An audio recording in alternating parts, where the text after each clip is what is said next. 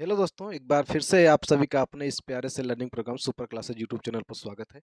काफ़ी दिन से हम सोच रहे थे कि क्यों ना पेपर आ गया है बोर्ड एग्जाम का, तो आप लोगों के साथ कुछ नई-नई चीज़ों को, जानकारियों को साझा किया जाए और कुछ इसी बहाने फास्ट ट्रैक रिवीजन भी हो जाएगा या स्लो ट्रैक रिवीजन भी होगा तो भी ठीक-ठाक चलेगा।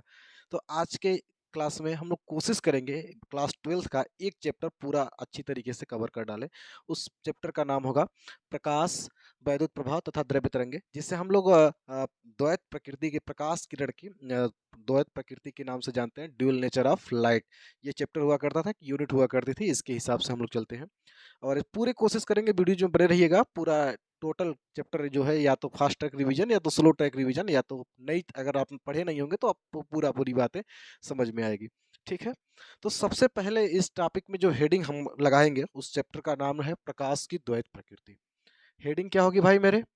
प्रकाश, प्रकाश की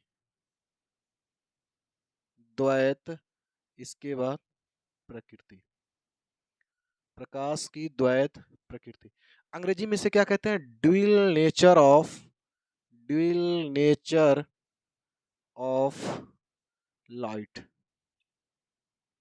इसे हम लोग क्या कहते हैं भाई?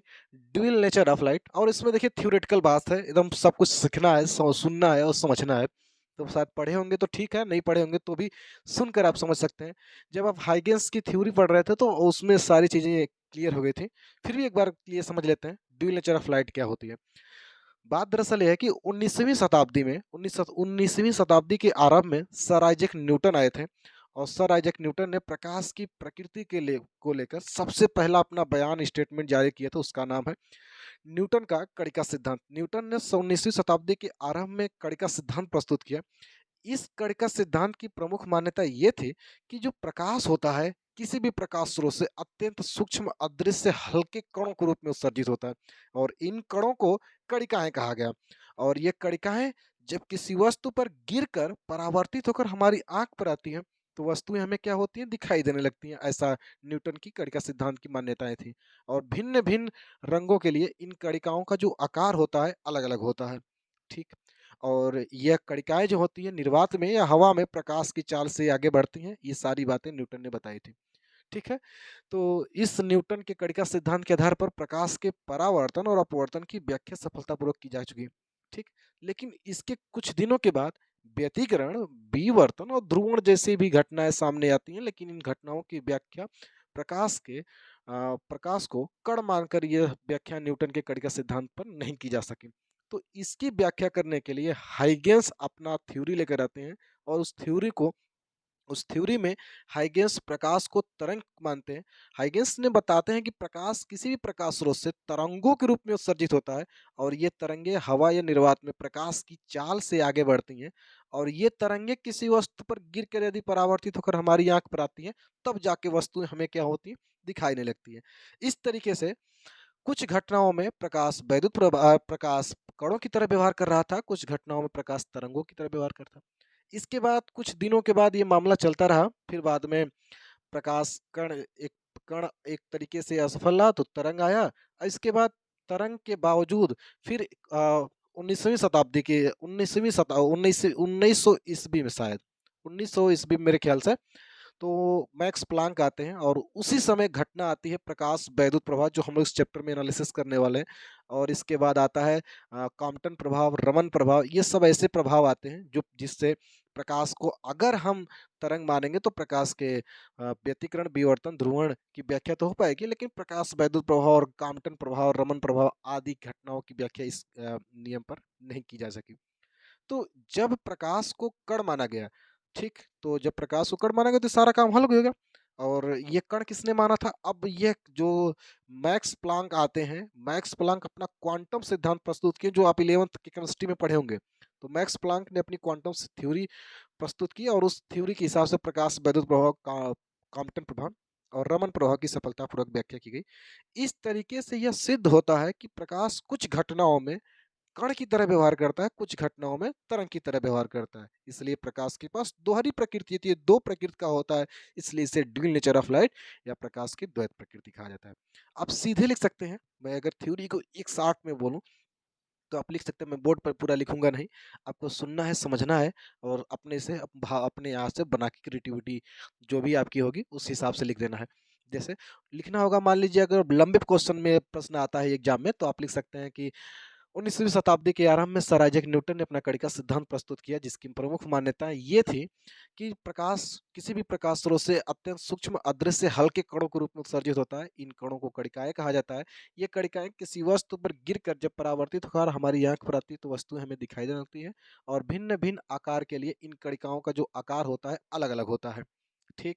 और ये कणिकाएं हवा या निर्वात में प्रकाश की चाल यानी 3 × 10⁸ मीटर प्रति सेकंड की चाल से आगे बढ़ती हैं। ठीक।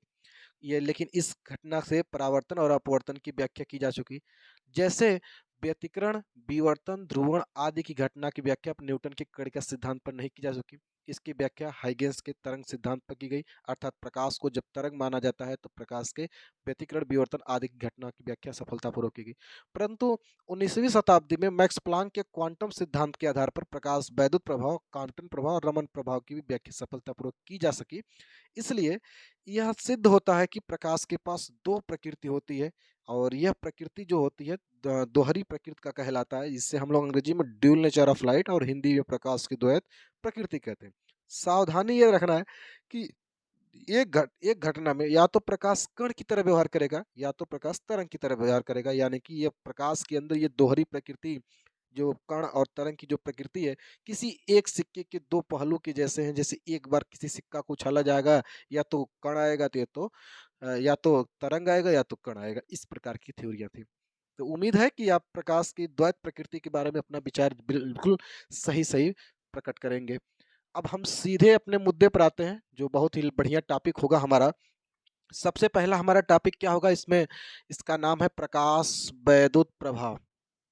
प्रकाश, इसके बाद वैद्युत प्रभाव। आराम से हम लोग चीजों को पढ़ेंगे। ठीक।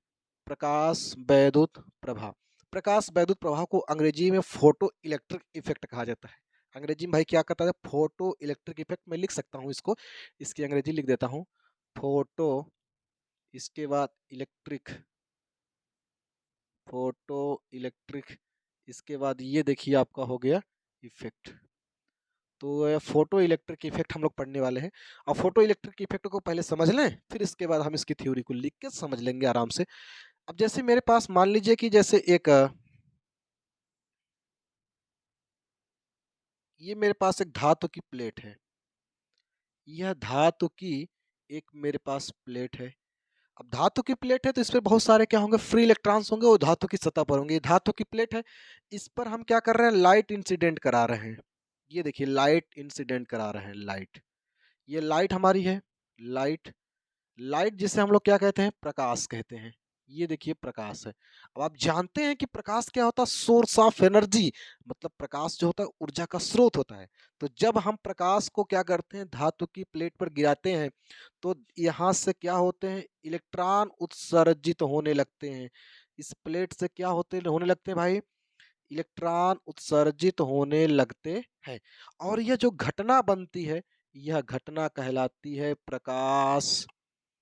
प्रकाश, इसके बाद वैद्युत, ये देखिए आपका हो गया प्रभाव। ये घटना प्रकाश वैद्युत प्रभाव कहलाती है। आपने देखा होगा कई बार, जैसे आप पत्थर को मारते हैं, या तो जब पत्थर पर कुल्हाड़ी मारते हैं तो चिंगारी छटकती है। वो चिंगारी दरअसल इलेक्ट्रॉन होती है, और ये घटना जो होती है प्रकाश वैद्युत प्रभाव होती है। ठीक सेम वही कंडीशन होती है।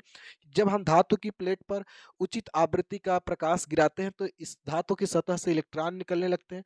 इस घटना को हम प्रकाश वैद्युत प्रभाव कहते हैं। और इस समय उत्सर्जित यह जो इलेक्ट्रॉन है, यह जो उत्सर्जित इलेक्ट्रॉन है, इस इलेक्ट्रॉन को हम फोटो इलेक्ट्रॉन,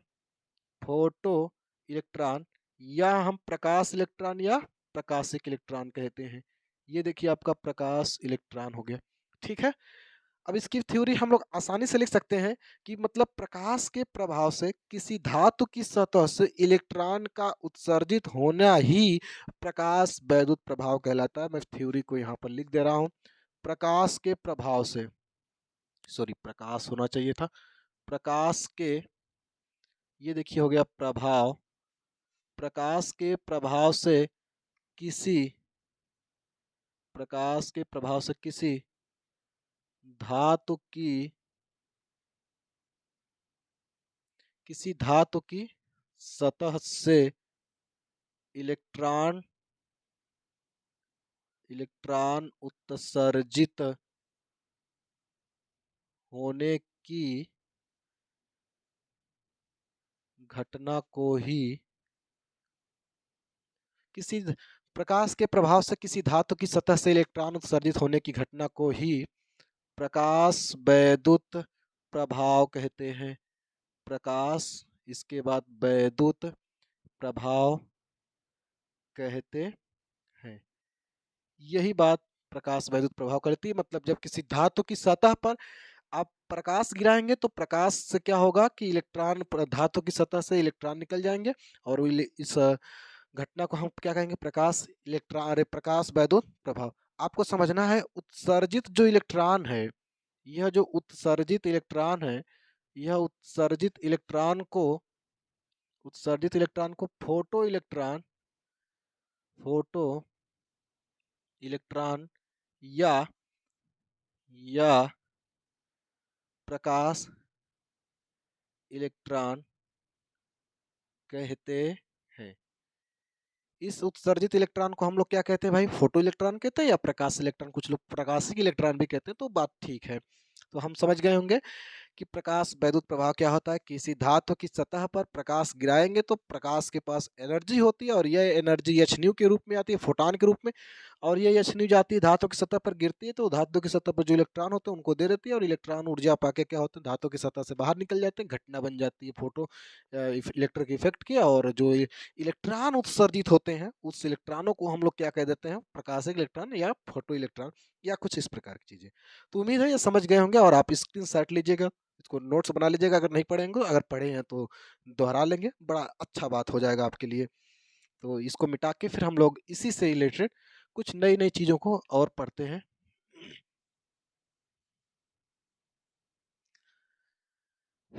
प्रकाश वैद्युत प्रभाव के बाद हम दरअसल तुरंत दूसरी हेडिंग को समझेंगे जिसके माध्यम से हमको आगे की चीजों को पढ़ने में आसानी होगा। दूसरी हेडिंग होगी देहली आवृत्ति, जिसकी नाम है यहाँ पर मैं लिख देता हूँ देहली देहली आवृत्ति। अंग्रेजी में इसको कहते हैं three sold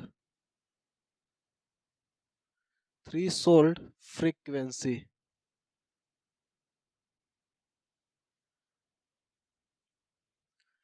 three sold frequency. हमको अगली हेडिंग क्या पढ़ना है, देहली आवृत्ति। देहली आवृत्ति क्या होती है, जैसे समझो, जैसे क्या हो गया, फिर वही बात, मेरे पास एक धातु की प्लेट है, मेरे पास धातु की, ये देखिए एक प्लेट है। जब हम इस पर क्या करें, गिराते हैं, हम इस पर प्रकाश गिराते हैं, मतलब यह क्या है, लाइट। ठीक, जब हम इस पर क्या करते हैं, धातु की सतह पर प्रकाश गिराते हैं, तो भैया धातु के जो सॉरी लाइट होती है, लाइट के पास क्या होती है, फ्रिक्वेंसी होती है। फ्रिक्वेंसी का मतलब क्या होता है, आवृत्ति होती है। तो यह उस न्यूनतम आवृत्ति के प्रकाश जिससे हम धातु की सतह पर गिराएं और धातु की सतह से इलेक्ट्रॉन उत्सर्जित होने लगे, तो उस न्यूनतम आवृत्ति के प्रकाश में, उस न्यूनतम आवृत्ति को हम लोग क्या कहते हैं, देहली आवृत्ति। मतलब उस न्यूनतम आवृत्ति के प्रकाश जो धातु की सतह से इलेक्ट्रॉन निकालने के योग्य होता है, उस आवृत्ति को क्या कहते हैं हम लोग, देहली आवृत्ति। एक बार फिर से समझते हैं, वह न्यूनतम या उचित आवृत्ति का प्रकाश जो धातु की सतह से इलेक्ट्रॉन निकाल सके।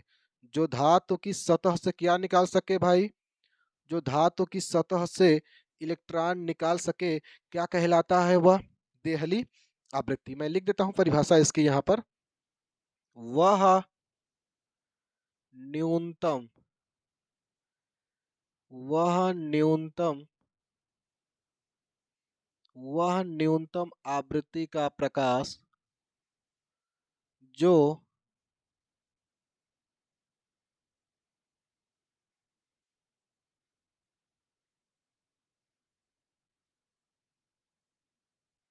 वह न्यूनतम आवृत्ति का प्रकाश जो धातु की सतह से इलेक्ट्रॉन उत्सर्जित करा सके वह न्यूनतम आवृत्ति का प्रकाश जो धातु की सतह से इलेक्ट्रॉन उत्सर्जित करा सके। देहली देहली इसके बाद आवृत्ति कहलाता है। वह क्या कहलाता है मेरे भाई?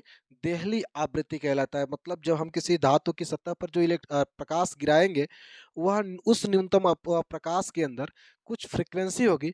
वह फ्रिक्वेंसी वाला प्रकाश जो धातु की प्लेट से इलेक्ट्रॉन निकाल सकता है, उस फ्रिक्वेंसी को हम लोग क्या कहते हैं? देहली आवृत्ति कहते हैं। देहली आवृत्ति को जो हम लोग हैं, इसे जो हम लोग हैं न्यू नॉट से लिखते हैं। यह न्यू हो गया और इससे न्यू न्यू नॉट जीरो बना देंगे, से लिखते हैं। ठीक है, देहली आवृत्ति को न्यू नॉट से लिखते हैं। दूसरी जानकारी कि अलग अलग धातुओं के लिए देहली आवृत्ति का मान अलग अलग होता है। जाहिर सी बात है कि यदि मुझे लोहा से इलेक्ट्रॉन निकालना, तो मुझे कुछ अलग एनर्जी और अलग फ्रिक्वेंसी की आवश्यकता होगी, और हमें स्टील से निकालना है या चांदी से निकालना है या सोना से निकालना है, तो अलग अलग धातुओं से अगर इलेक्ट्रॉन निकालना है तो अलग अलग क्या होती है? फ्रिक्वेंसी, यानी कि देहली आवृत्ति की आवश्यकता होती है। तो मैं लिख देता हूँ इसका मान इसका मान अलग अलग धातुओं के लिए इसका मान अलग अलग धातुओं के लिए क्या होता है? अलग अलग होता है। इसका मान जो होता है अलग अलग धातुओं के लिए अलग अलग होता है। ठीक है, एक बार फिर से समझते हैं। वह न्यूनतम आवृत्ति का प्रकाश जो धातु की सतह से इलेक्ट्रॉन निकाल सकता है, उस आवृत्ति को हम लोग क्या कहते हैं? देहली आवृत्ति। देहली आवृत्ति को न्यू नॉट से लिखते हैं, और न्यू नॉट का मान जो होता है अलग अलग धातुओं के लिए अलग अलग होता है। ठीक है, इसी से जुड़ी एक और हेडिंग बनती है जिसका नाम है देहली तरंग दैर्ध्य। देहली तरंग दैर्ध्य। देहली तरंग दैर्ध्य को अंग्रेजी में क्या कहेंगे? सेम वही प्रक्रिया होगी, थ्रेशोल्ड वेवलेंथ। थ्रेशोल्ड क्या हो जाएगा हमारा? वेवलेंथ। तो अगली हेडिंग जो होगी हमारा देहली तरंग दैर्ध्य। देहली तरंग दैर्ध्य भी क्या होगी? सेम इसी तरह इसकी परिभाषा भी आप निकाल सकते हैं कि जब उस न्यूनतम तरंग दैर्ध्य, जैसे जैसे प्रकाश के पास अगर आवृत्ति होती है तो जाहिर सी बात तरंग दैर्ध्य भी होती होगी। तो इस हिसाब से हम कह सकते हैं कि वह न्यूनतम तरंग दैर्ध्य का प्रकाश जो धातु की सतह से इलेक्ट्रॉन निकाल सकता है, उस न्यूनतम तरंग दैर्ध्य के प्रकाश को हम लोग क्या कहते हैं? देहली तरंग दैर्ध्य कहते हैं। या तो सीधा एक एक लाइन में अगर इसकी परिभाषा देना चाहे तो कह सकते हैं देहली आवृत्ति देहली आवृत्ति के संगत तरंग दैर्ध्य को ही हम लोग क्या कहते हैं? देहली तरंग दैर्ध्य कहते हैं। तो बड़ा आसानी से परिभाषा निकल जाएगी, यहां से लिख सकता हूं देहली देहली आवृत्ति के संगत तरंग दैर्ध्य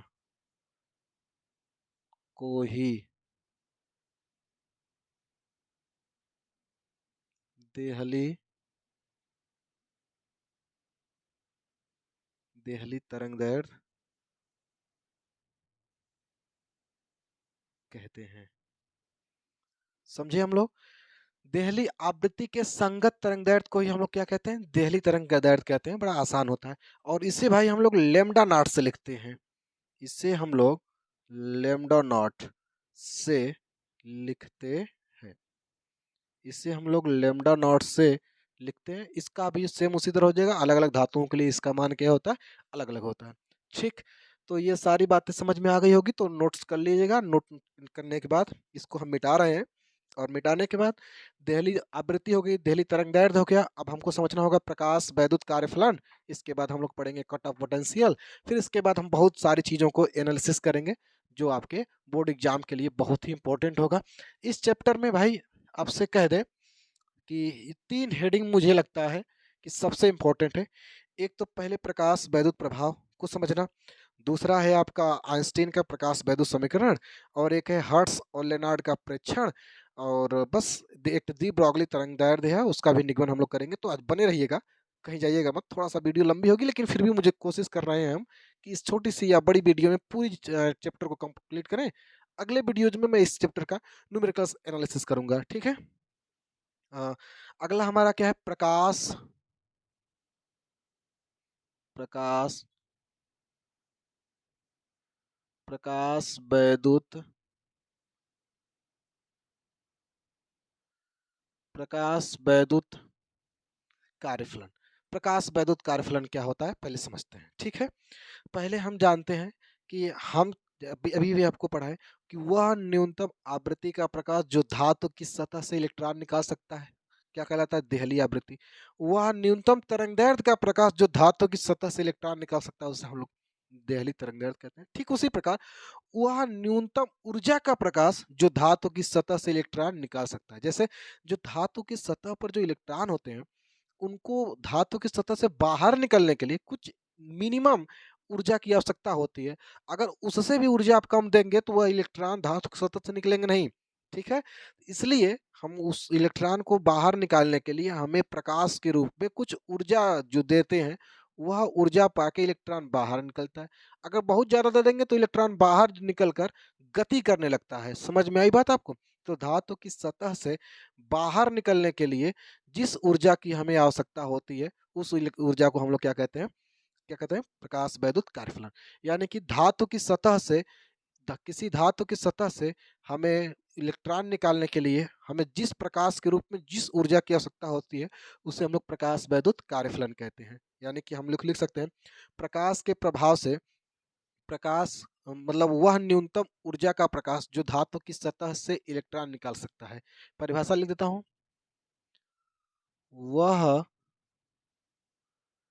न्यूनतम, वह न्यूनतम ऊर्जा का,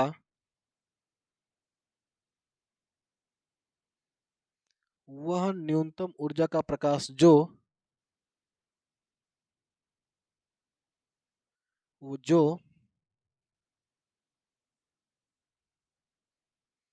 धातु की सतह से इलेक्ट्रॉन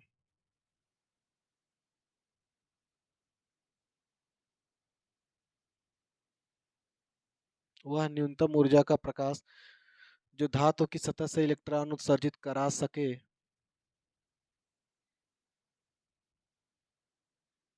प्रकाश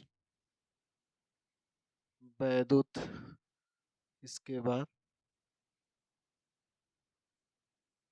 कार्यफलन।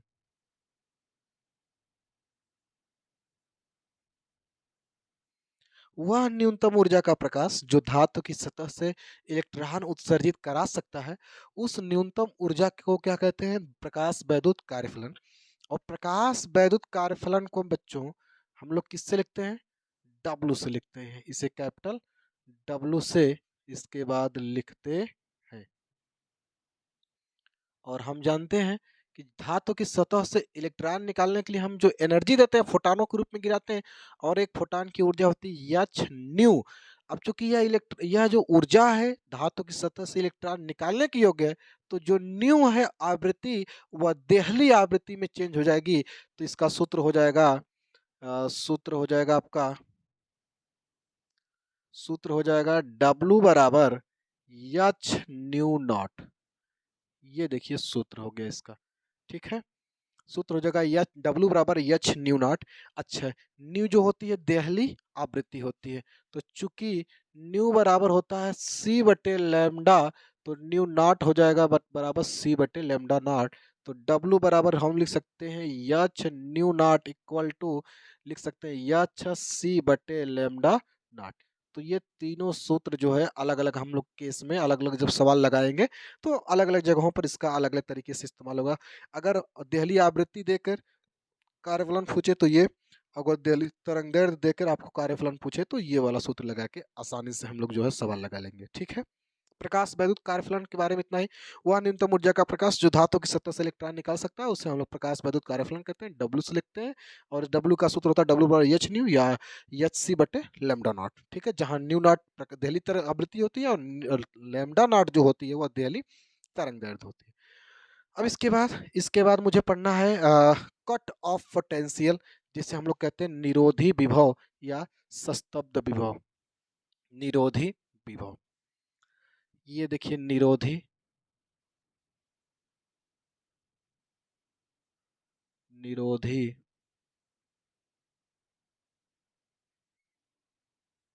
अंग्रेजी में इसे क्या कहते हैं भाई? Cut off potential. Cut off potential क्या होता है? तो कट ऑफ पोटेंशियल के नाम से ही स्पष्ट है। कट माने होता है रोक देना, ऑफ एकदम से रोक देना, कट ऑफ मिस हो गया समझ लीजिए रोक देना। अब पोटेंशियल माने होता है विभव, ऐसा विभव जो क्या करता है कि किसी धारा को रोक देता है या किसी के विभव को जीरो कर देता है, तो उसे हम लोग कट ऑफ पोटेंशियल या निरोधी विभव कहेंगे, यानी कि विरोधी विभव कुछ लोग कहते हैं इसे। तो पहले समझ लेते हैं क्या है। देखिए ये मेरे पास एक धातु की प्लेट है, ये मेरे पास क्या है, मैंने लिख दिया धातु की प्लेट। तो ये धातु की प्लेट है, जब हम इस पर क्या कर गिराएंगे, लाइट को इंसिडेंट कराएंगे, यानी कि जब हम इस पर फोटानों के रूप में प्रकाश ऊर्जा गिराएंगे, यह हमारी क्या है भाई, लाइट है। तो जब हम लाइट इसको इंसिडेंट कराएंगे तो इस पर से क्या निकलेंगे, इलेक्ट्रॉन उत्सर्जित होंगे, और यह जो इलेक्ट्रॉन उत्सर्जित होंगे घटना बनेगी प्रकाश वैद्युत प्रभाव। प्लेट पर जो धातु की प्लेट से जो इलेक्ट्रॉन उत्सर्जित होते हैं, उस इलेक्ट्रॉनों को हम लोग क्या कहते हैं, प्रकाश इलेक्ट्रॉन। और इलेक्ट्रॉन के गति करने से जो इसमें धारा बहती है, उस धारा को बच्चों हम कहते हैं प्रकाश धारा या फोटो धारा कहते हैं। तो जब भाई धातु की प्लेट पर लाइट गिराएंगे तो इस प्लेट पर प्रकाश धारा बहेगी। तो प्रकाश धारा से पहले इस पर एक पोटेंशियल क्रिएट होगा जिसे हम लोग विभव कहेंगे, और यह विभव जानते हैं कि वो हमेशा धनात्मक होगा। ठीक है। अब मैं चाहता हूं कि यह प्रकाश धारा का मान शून्य हो जाए। प्रकाश इसके बाद धारा का मान हमको क्या करना है, शून्य।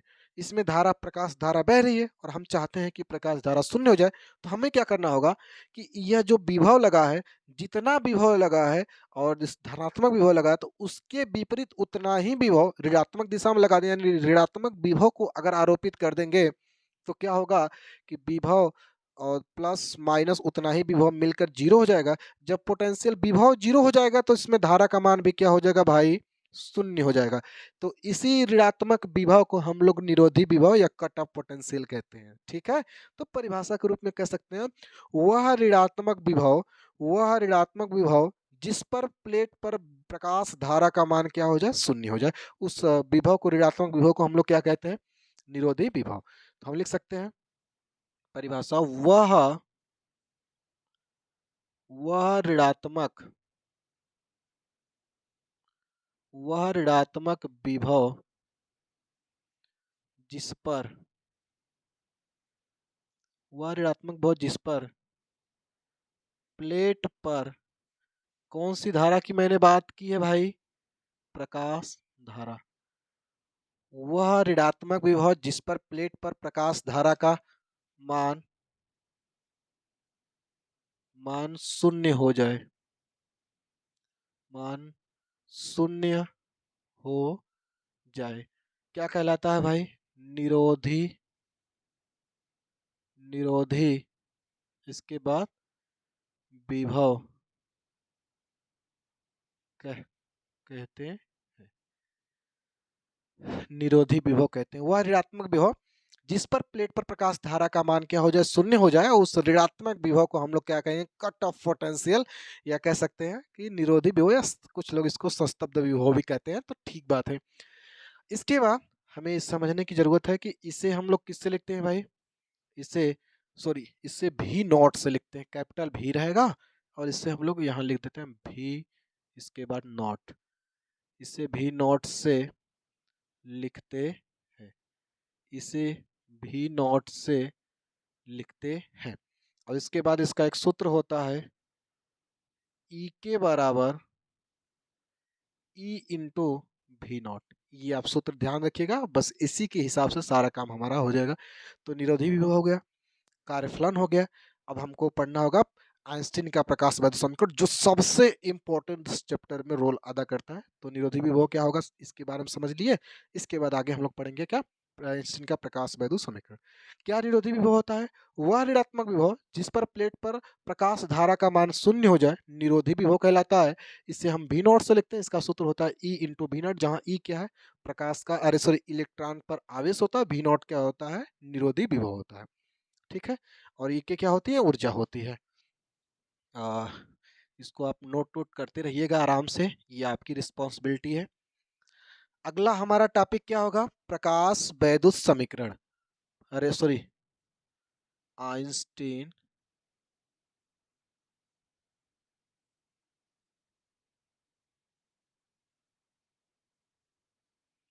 आइंस्टीन का आइंस्टीन का प्रकाश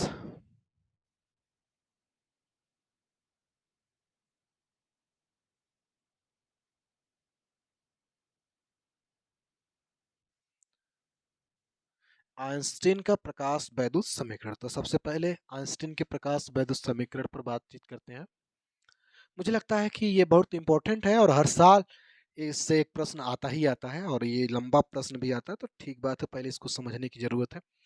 आइंस्टीन ने सबसे पहली बात क्या बताई थी? सबसे पहले हम समझना है कि आइंस्टीन एक वैज्ञानिक का नाम है और उसने समीकरण दिया था, तो इसलिए कहा जाता है आइंस्टीन का प्रकाश वैद्युत समीकरण प्रकाश के समय संबंध में दिया था। और उसने कितनी हल्की और गहरी बात बताई है, उसके बारे में समझते हैं। आइंस्टीन ने कहा था कि जब आप किसी धातु की सतह पर फोटान के रूप में ऊर्जा गिराते हैं, फोटान चूंकि ऊर्जा का स्रोत होता है, यानी जब किसी धातु की प्लेट पर प्रकाश के रूप में फोटान ऊर्जा गिराते हैं, तो यह संपूर्ण ऊर्जा उस धातु की सतह पर जितने इलेक्ट्रॉन हो उसको मिल जाती है। ठीक। और यह जो ऊर्जा है, दो भागों में बढ़ जाती है। एक भाग जो होता है इलेक्ट्रॉन को धातु की सतह से बाहर निकलने, प्रकाश वैद्युत कार्यफलन के रूप में, और शेष बची ऊर्जा का दूसरा भाग जो होता है इलेक्ट्रॉन के गतिज ऊर्जा के रूप में खर्च होता है। यही बात इसी के संबंध में समीकरण दिए थे। अब इस समीकरण को लिख के मैं पूरी बात को आपके सामने प्रेजेंट करूंगा। ठीक है, एक बार फिर समझते हैं। आइंस्टीन ने कहा था कि जब किसी धातु की सतह पर फोटॉनों के रूप में एनर्जी गिराते हैं, ऊर्जा गिराते हैं फोटॉनों के रूप में, तो यह ऊर्जा धातु की सतह पर उपस्थित इलेक्ट्रॉनों को मिल जाती है, और यह ऊर्जा दो भागों में बढ़ जाती है। ऊर्जा का पहला भाग धातु की सतह से इलेक्ट्रॉन को बाहर निकलने प्रकाश वैद्युत कार्यफलन के रूप में, और ऊर्जा का शेष दूसरा भाग इलेक्ट्रॉन की गतिज ऊर्जा के रूप में खर्च होती है। इसी बात के संदर्भ में पहले तो थ्योरी लिख लेते हैं, इसके बाद हम लोग समझते हैं। थ्योरी को लिखकर आपके समीकरण को एक एक करके सारी बातों को समझाएंगे तो ज्यादा समझेंगे आप लोग। सबसे पहले हम लिखेंगे आइंस्टीन के प्रकाश वैद्युत समीकरण के अनुसार, या आइंस्टीन के प्रकाश वैद्युत प्रभाव के इस कथन के अनुसार, जब किसी धातु पर जब किसी धातु की सतह पर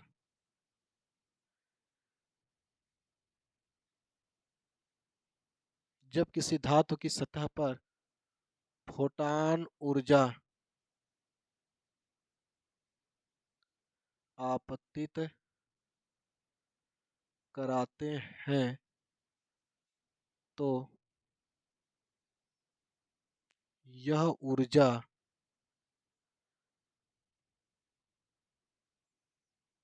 धातु की सतह पर उपस्थित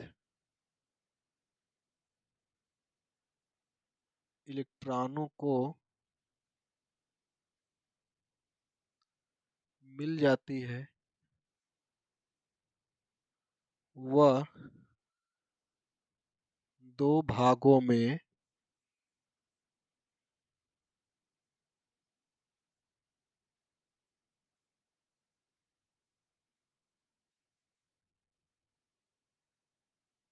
पहला भाग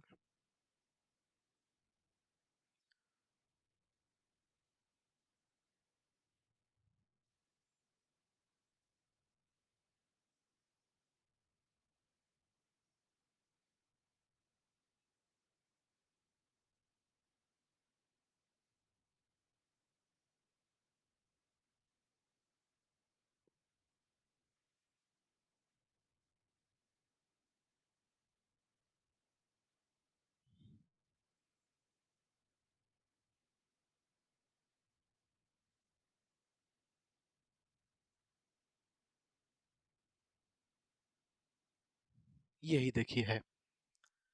क्या बोर्ड पर लिखा गया है? जब किसी धातु की सतह पर, आइंस्टीन के हिसाब से, जब किसी धातु की सतह पर आप फोटॉनों के रूप में ऊर्जा गिराते हैं, तो उस धातु की सतह पर जो इलेक्ट्रॉन होते हैं, ये संपूर्ण ऊर्जा, फोटॉन की ऊर्जा उन इलेक्ट्रॉनों को मिल जाती है। और यह जो ऊर्जा है, दो भागों में बढ़ जाती है।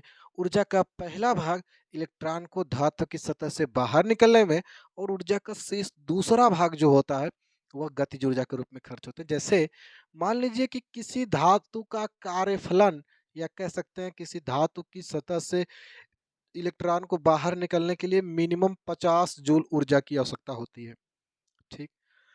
तो जब आप उस धातु की सतह पर 80 जूल फोटॉनों के रूप में ऊर्जा गिरा देंगे, तो आइंस्टीन के प्रकाश वैद्युत समीकरण से, या आइंस्टीन के मत से आप कह सकते हैं कि जब आप 80 जूल का फोटॉन ऊर्जा उस धातु की सतह पर गिराएंगे, तो 50 जूल ऊर्जा जो होगी इलेक्ट्रॉन को बाहर निकलने में खर्च होगी। शेष 30, जो 30 जूल ऊर्जा है, उस 30 जूल ऊर्जा से इलेक्ट्रॉन क्या होगा, इस प्लेट पर गति करने लगेगा, यानी कि गति करने के कारण गतिज ऊर्जा के रूप में खर्च होगा। ठीक है। तो मैंने क्या कहा कि इलेक्ट्रॉन को जो ऊर्जा मिलती है, वह ऊर्जा दो भागों में बढ़ जाती है। पहले ही भाग कि धातु की सतह से इलेक्ट्रॉन को बाहर निकलने में, और दूसरी जो ऊर्जा ऊर्जा का दूसरा भाग है, वो इलेक्ट्रॉन के गतिज ऊर्जा के रूप में खर्च होती है। इसके हिसाब से हम यहाँ से इसके समीकरण को दे सकते हैं। जैसे हम किसी धातु की सतह पर फोटॉनों के रूप में एनर्जी जो गिराए हैं, वो किसके रूप में गिराए हैं? एच न्यू के रूप में। तो यह एच न्यू दो भागों में बटी है। एक प्रकाश वैद्युत कार्यफलन के रूप में, यानी कि प्रकाश वैद्युत कार्यफलन किसको लिखते हैं? डब्लू के रूप में। और शेष ऊर्जा का जो भाग होता है, वह ई के रूप में खर्च होता है। जैसे मान लीजिए कि यह धातु की सतह है, यह धातु की प्लेट है, यह धातु की प्लेट हो गई। ठीक। इस पर आप जो है आप प्रकाश गिरा दिए, तो यह जो इलेक्ट्रॉन, जो यह एच न्यू के रूप में जो आपने प्रकाश गिराया है, तो यह जो इलेक्ट्रॉन बाहर निकलेगा, यह जो इलेक्ट्रॉन बाहर निकलेगा, वह पहली बात कार्यफलन के रूप में ऊर्जा को खर्च करेगा, यानी एच न्यू का जो एक भाग होगा कार्यफलन के रूप में खर्च होगा, और प्लस दूसरा जो भाग होगा, वह किसके रूप में खर्च होगा? ई के रूप में खर्च होगा। यहाँ लिख सकते हैं हम लोग ई के। ठीक है। ये बात किसने बताई थी? आइंस्टीन ने, कि जब आप किसी धातु की सतह पर फोटॉन ऊर्जा गिराएंगे, तो फोटॉन ऊर्जा दो भागों में बढ़ जाएगी। एक प्रकाश विद्युत कार्यफलन के रूप में डब्लू के रूप में, और दूसरा गतिज ऊर्जा ई के रूप में। चूंकि हम जानते हैं कि डब्लू बराबर क्या होता है? H nu not. अभी जस्ट हम पीछे पढ़े हैं, तो इसलिए हो जाएगा यहाँ से एच न्यू बराबर डब्लू की जगह हम लोग लिख देंगे एच न्यू नॉट, प्लस लिख सकते हैं क्या? ई के। अब एच न्यू नॉट को इधर पक्षांतर करेंगे, तो हमें क्या मिलेगा? H new minus H nu not बराबर हो जाएगा आपका ई के। अब ई की को उधर ले लेते हैं, और थोड़ा सा लिखने में आसानी होगी। एच न्यू माइनस हो गया एच न्यू नॉट। एक लाइन और बढ़ा दें हम लोग इसको, तो लिख सकते हैं यहाँ पर एच कॉमन ले लेंगे, तो यहाँ बचेगा न्यू माइनस न्यू नॉट। ठीक है। तो एक तो पहली बात आप ये यहाँ तक लिख देंगे तो भी आपका आंसर ठीक है। लेकिन पहली बात समझना है कि जब आपका आइंस्टीन का प्रकाश वैद्युत समीकरण आपको छोटे में कहा है, और आवृत्ति के सेंस में कहा है, तो आप यहाँ तक लिखेंगे छोटा प्रश्न होगा, तो यहाँ तक ये लिख थ्योरी लिखने के बाद और ये समीकरण लिख देंगे, तो आपका नंबर पूरा मिल जाएगा। लेकिन यह थोड़ा सा लंबा प्रश्न में आया है, तो उसको काट पीट के आपको 2.5 पेज यानी में भरना ही है। तो इसलिए सबसे पहले थोड़ा सा इसको और बढ़ाएंगे, और एक लाइन बढ़ाने से देखिए क्या फायदा होगा। चूंकि हम जानते हैं कि न्यू बराबर क्या होता है? सी बटे लैम्डा होता है। इसलिए न्यू नॉट बराबर क्या हो जाएगा मेरे भाई? सी बटे लैम्डा नॉट होगा। इस तरीके से हम लोग ये सारी वैल्यू को अगर यहाँ पुट ऑफ करेंगे, तो यह हो जाएगा एच, और कोष्टक में हो जाएगा न्यू की जगह सी बटे लैम्डा, और माइनस सी बटे हो जाएगा लैम्डा नॉट। ठीक है। अब यहाँ पर हम लोग थोड़ा सा आते हैं और लिखेंगे ई के बराबर, और यहाँ पर सी सी कॉमन कर लेंगे, तो हो जाएगा एच सी कोष्टक में एक बट्टे लैम्डा माइनस एक बट्टे लैम्डा नॉट। ये देखिए आपका जो है आइंस्टीन का प्रकाश वैद्युत समीकरण आता है। इसी से हम लोग जो है सवाल लगाएंगे। एक तो सवाल सबसे ज़्यादा इम्पोर्टेंट है, इस पर लगेगा, एक इस पर लगेगा, और एक आपका इस पर लगेगा। इन्हीं दोनों पॉइंट से आपका आइंस्टीन का प्रकाश वैद्युत समीकरण आपका सॉल्व हो जाएगा। ठीक है।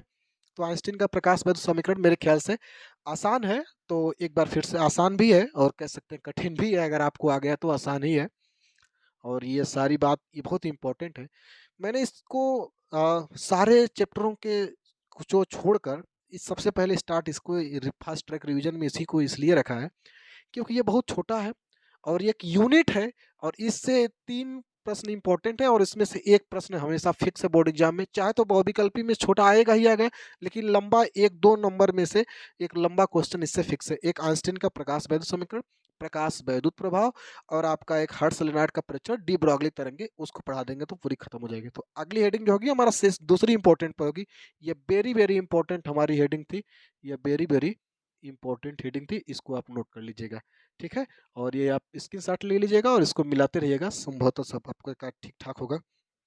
अब इसको मिटा लेते हैं, मिटा के दूसरी बढ़िया जो हेडिंग है, इंपॉर्टेंट जो हेडिंग है उस पर पढ़ते हैं। इसमें कोई दिक्कत होगी तो कमेंट करके आप सेक्शन में बताइएगा, कमेंट सेक्शन में से जहां तक हो सकता है कमेंट सेक्शन में इस कमी को दूर करेंगे और डाउट के सारे डाउट आपके क्लियर करने की कोशिश करेंगे।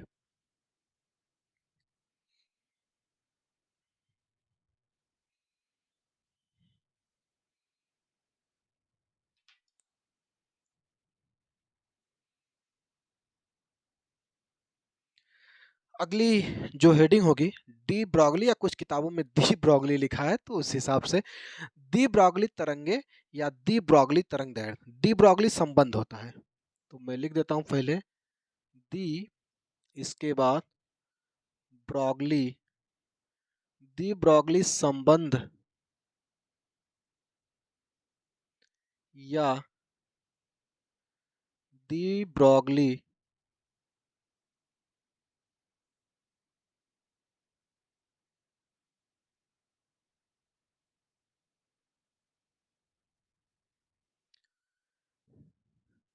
दी ब्रॉगली तरंग दैर्ध्य या दी ब्रॉगली तरंग, दी ब्रॉगली संबंध। तो होता क्या है, थोड़ा सा दी ब्रॉगली तरंग के बारे में समझ लेते हैं, फिर इसके बाद हम लोग पढ़ेंगे। जो द्रव्य के गतिमान कण हैं कुछ उपयुक्त परिस्थितियों में तरंगों की तरह व्यवहार करते हैं, इसलिए इनकी तरंगों को दी ब्रॉगली तरंगे और इनकी तरंग दैर्ध्य को दी ब्रॉगली तरंग दैर्ध्य कहते हैं, ठीक है। जैसे गतिमान कण, कोई इलेक्ट्रॉन, कोई गतिमान आवेशित कण अगर गति कर रहा है जिसका द्रव्यमान यम हो और वेग भी हो, गति करेगा तो कुछ उपयुक्त परिस्थितियों में तरंग की तरह व्यवहार करने लगता है। अब तरंग की तरह व्यवहार करने के कारण इसकी तरंगों को डी ब्रॉगली तरंग दैर्ध्य और डी ब्रॉगली तरंगे और डी ब्रॉगली तरंग तरंगों की तरंग दैर्ध्य को डी ब्रॉगली तरंग दैर्ध्य कहते हैं, ठीक है। तो समझते हैं कैसे निकाला जाएगा। आपको प्रश्न आता है दी ब्रॉगली तरंग दैर्ध्य के लिए सूत्र का व्यंजक स्थापित कीजिए। बहुत छोटा सा होता है और इंपॉर्टेंट है और बहुत आसानी से इस पर सवाल भी बहुत सारे लगाए जाएंगे। तो पहले समझते हैं, पहले फोटान की निकालते हैं। जब हम फोटान पर ऊर्जा गिराते हैं तो फोटान लिख देते हैं, पहले फोटान की ऊर्जा, फोटान की ऊर्जा ई बराबर क्या होती है, एक फोटान की ऊर्जा होती है एच न्यू।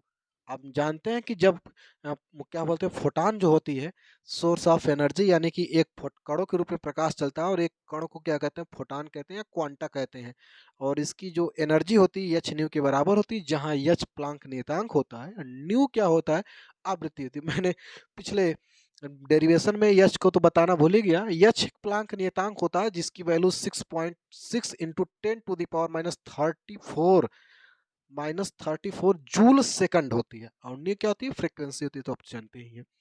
दी ब्रॉगली तरंग दैर्ध्य के लिए हम लोग क्या पढ़ेंगे, फोटान की एनर्जी ई बराबर एच नहीं होती है। अब चूंकि फोटान क्या है, कण है, और कण का कुछ ना कुछ द्रव्यमान होता है, और निर्वात में यह किस चाल से चलता है, प्रकाश की चाल से, यानी कि सी से चलता है। तो हम इसके हिसाब से आइंस्टीन का,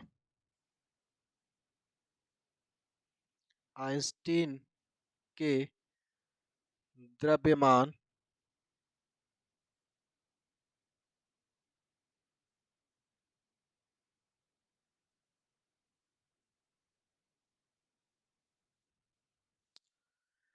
आइंस्टीन के ने द्रव्यमान ऊर्जा संबंध या सापेक्षता के सिद्धांत में यह बात बता दी थी कि किसी कण का द्रव्यमान यदि यम है तो उसके अंदर एनर्जी होगी, यानी कि द्रव्यमान और ऊर्जा एक दूसरे से अलग अलग नहीं, दोनों एक दूसरे पे रिलेटेड हैं। द्रव्यमान को ऊर्जा में, ऊर्जा को द्रव्यमान में बदला जा सकता है, और इसके बीच का संबंध होता है E बराबर यम इंटू सी का स्क्वायर। तो उसने क्या बताया था, यानी कि E बराबर यम इंटू सी का स्क्वायर। इसको इक्वेशन नंबर हम लोग क्या मानते हैं, 2। दोनों इक्वेशन को देखें, दोनों का लेफ्ट हैंड साइड जो है इक्वल है, तो राइट हैंड साइड भी क्या होगा आपका, इक्वल होगा। इसलिए हम लोग लिखते हैं समीकरण 1 व समीकरण 2 से। समीकरण 1 व समीकरण 2 से क्या लिख सकता हूं मैं, H new equal to M into C का स्क्वायर। चूंकि क्या होता है, न्यू बराबर सी बटे क्या होता है, लेमडा, इसलिए हो जाएगा यच सी बटे लेमडा बराबर यम इंटू सी का स्क्वायर। यहाँ से एक सी से एक सी कट जाएगा, और यहाँ से मैं शुरू करता हूँ, तो यह हो जाएगा आपका यच बटे लैम्डा, और यहाँ हो जाएगा यम इंटू सी। लैम्डा को उधर पक्षांतर करें, यम सी को इधर करें, तो हो जाएगा यच बटे यम इंटू सी बराबर लैम्डा। चूंकि क्या होता है, फोटान का संवेग, यह यम क्या है, यम द्रव्यमान है, सी क्या है, वेग है, और यह फोटान के लिए बात की जा रही है, तो फोटान का संवेग हो जाएगा यम इंटू सी, क्योंकि संवेग का सूत्र होता है यम गुणे भी, यानी किसी वस्तु के द्रव्यमान और संवेग के गुणनफल को हम लोग क्या कहते हैं, यहाँ लिख दे रहा हूँ फोटान।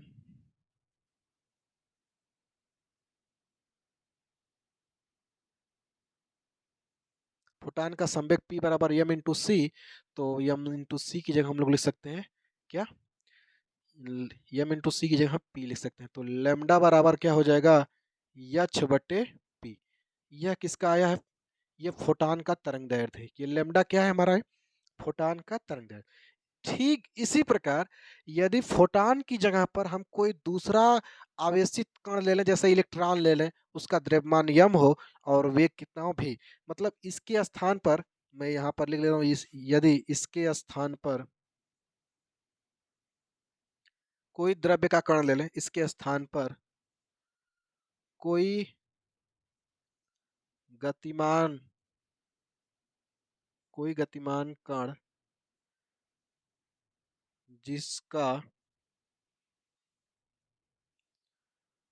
जिसका द्रव्यमान यम व वेग भी हो, तो अगर इसी के स्थान पर तो क्या हो जाएगा, अगर इसके स्थान पर, फोटान के स्थान पर यदि कोई दूसरा गतिमान कण लें जिसका द्रव्यमान यम हो और वो उसका वेग कितना हो भी हो, तो लेमडा का सूत्र हो जाएगा लेमडा बराबर यच बट्टे पी बराबर क्या होता है, यम इंटू भी हो जाएगा। ये देखिए यच बराबर क्या हो जाएगा, लेमडा बराबर यच अपान यम इंटू भी। यहाँ पर इस लेमडा को कहा जाएगा दी ब्रॉगली तरंग दैर्ध्य, दी ब्रॉगली, और इसके बाद ये देखिए हो गया तरंग दैर्ध्य, ये हो गया दी ब्रॉगली तरंग दैर्ध्य। तो ये था हमारा दी ब्रॉगली संबंध, और या दी ब्रॉगली तरंग दैर्ध्य का, दी ब्रॉगली तरंग दैर्ध्य का सूत्र। तो आप, उम्मीद है कि बहुत छोटा सा निगमन है, आसानी से आप कर सकते हैं, और इस पर बहुत सारे आधारित सवाल हैं। इस चैप्टर की एक हेडिंग बच रही है, मैं ओरली दोहरा देता हूँ, किसी दूसरे टॉपिक में या किसी दूसरे वीडियोज में उसमें आपका कमेंट आएगा तो हम उसमें हर्ट्ज लेनार्ड का परीक्षण समझाएंगे। हर्ट्ज लेनार्ड ने क्या किया था, कांच अथवा क्वार्टज की एक निर्वातित नलिका लिया था, और उसमें क्या किया था कि प्रकाश संवेदी एक धातु की क्षण कैथोड सी और दूसरी धातु की क्षण एनोड ए लिया, और यह इलेक्ट्रोड कहलाते हैं। इन इलेक्ट्रोडों का जो संबंध है, एक वोल्ट मीटर भी, माइक्रो अमीटर म्यू ए, और एक दिक परिवर्तक की सहायता से इसे किसी विभव विभाजक से जोड़ दिया। ठीक, विभव विभाजक की सहायता से इलेक्ट्रोडों के बीच विभवांतर को परिवर्तित किया जा सकता है, और दिक परिवर्तक की सहायता से दोनों इलेक्ट्रोडों के बीच विभव के प्रकृति को चेंज किया जा सकता है। अच्छा, इसके बाद आप क्या कर सकते हैं कि इससे, इस प्रयोग के माध्यम से आप प्रकाश वैद्युत धारा पर आपतित प्रकाश की तीव्रता, कामा उसकी आवृत्ति, और क्या कह सकते हैं कि इलेक्ट्रोडों के बीच विभवांतर और इलेक्ट्रोडों के बीच विभव के प्रकृति के साथ जो परिवर्तन होता है, इसका अध्ययन कर सकते हैं। आसानी से एक छोटा सा चित्र बनाना होगा, इस चित्र में सारी चीज़ों को पुटअप करना होगा, और आसानी से आपका नंबर मिल जाएगा।